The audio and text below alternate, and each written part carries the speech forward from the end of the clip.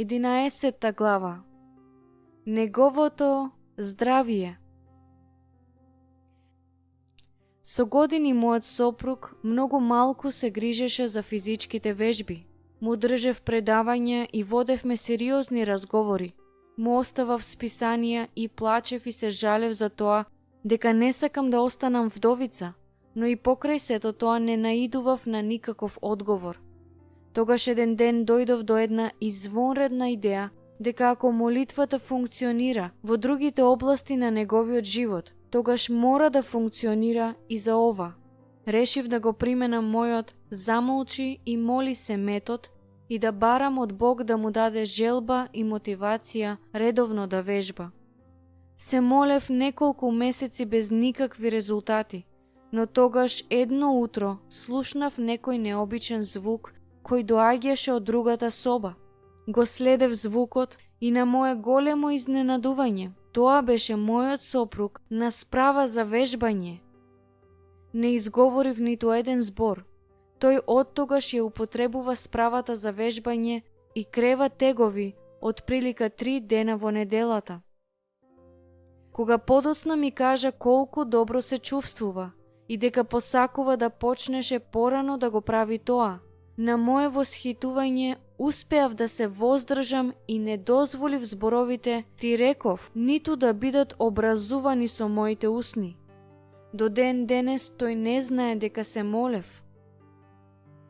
Здравието на твојот сопруг не е нешто што треба да се занемари, без оглед на неговата возраст или состојба. Моли се да научи добро да се грижи за себе си и доколку се разболи, моли се да биде исцелен. Сум видела многу одговори на молитви за исцелување во мојот живот и во животите на другите, за да се сомневам дека Бог кој исцелувал во Библијата е истиот вчера, денес и за секогаш. Верувам дека кога Бог рече "Јас сум Господ, твој исцелител", тој тоа и го мислеше.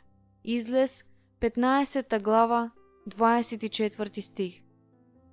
Јас ја имам истата вера како и Еремија, кој се молеше: "Исцели ме Господи и ќе бидам здрав."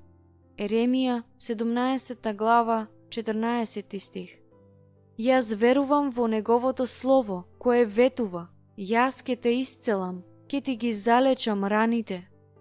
Еремија 30 глава, 17 стих. Исус ги зеде нашите немошти и ги понесе нашите болести.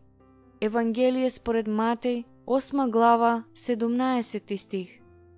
Тој им даде власт на своите ученици да исцелуваат секаква болест и секаква немоќ.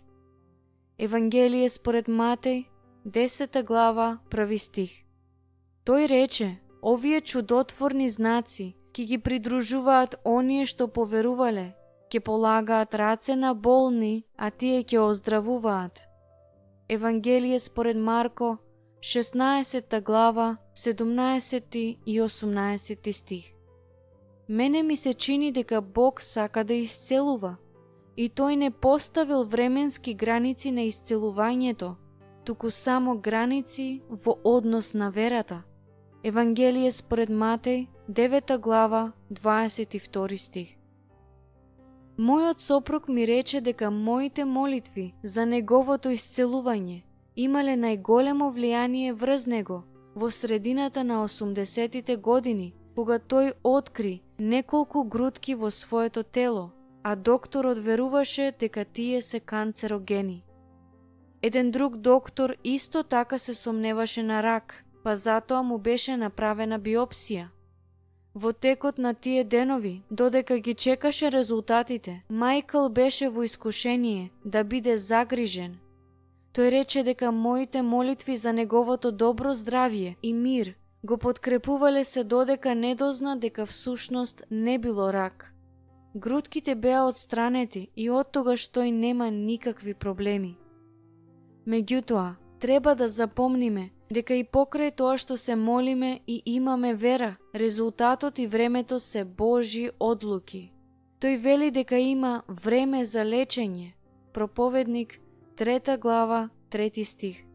ако се молиш за исцеление и ништо не се случува, не се обвинувај себе си за тоа.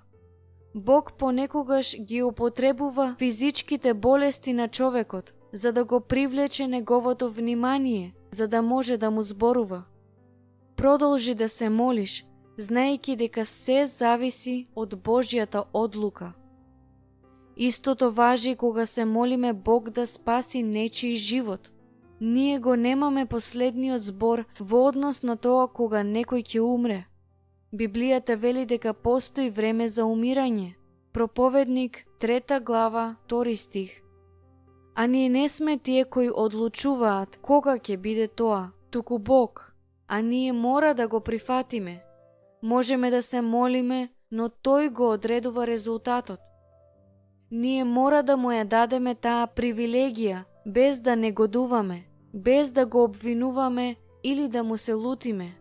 Моли се за здравието на твојот сопруг, но остави го во Божјите раце. Молитва. Господе, се молам за Твојот исцелителен допир врз името на сопругот. Нека секој дел од неговото тело функционира како што Ти си го создал. Ако има нешто што не е во ред, Ти направи совршено да функционира. Исцели го од секаква болест, болка, повреда, немоќ или слабост. Зацврсти го неговото тело за да може успешно да ја извршува својата работа. А кога спие, нека се буди целосно одморен, обновен и освежен. Дај му силно срце, кое не се откажува. Не сакам никогаш да има проблеми со срцето. Се молам да има желба да се грижи за своето здравие, да јаде здрава храна, редовно да вежба и да одбегнува се што би можело да биде штетно за него. Помогни му да свати дека неговото тело е Твој храм и тој треба да се грижи за него како такво. 1 Коринќаните, 3 глава, 16 стих. Се молам да го принесе своето тело како жива и света богоугодна жртва. Римјаните, 12 глава, 1 стих. Кога е болен, се молам да го подкрепиш и да го исцелиш. Исполни го со Твојата радост, која дава сила. Посебно се молам за спомни го она што те загрижува.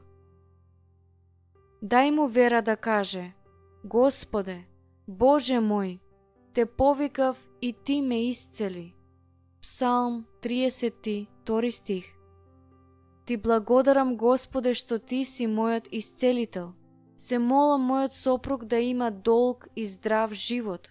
А кога смртта ќе дојде, нека биде придружена со мир, а не со неподнослива болка и агонија. Ти благодарам, Господе, што Ти ќе бидеш таму за да го примиш во Твоето присуство, во времето што Ти си го определил. Мокни алатки. Благословувај го Господа, душо моја, и не заборави ги неговите добротворства.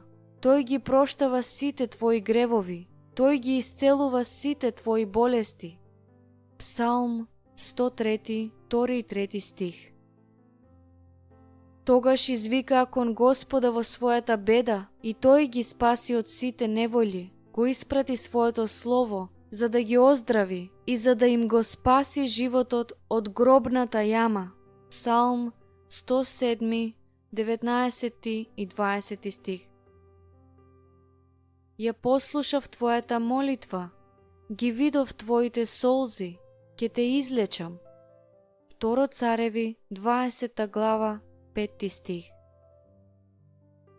Тогаш ке светне како зората Твојата светлина и Твоето здравие ке процвета бргу. Твојата правда ке оди пред Тебе, а Господовата слава ке Ти биде заштитница. Исаја, 58 глава, 8 стих. Еве, јас ќе ја исцелам нивната рана, јас ќе ги оздравам и исцелам и ќе им пружам изобилство на вистинскиот мир. Еремија, 33 глава, 6 стих.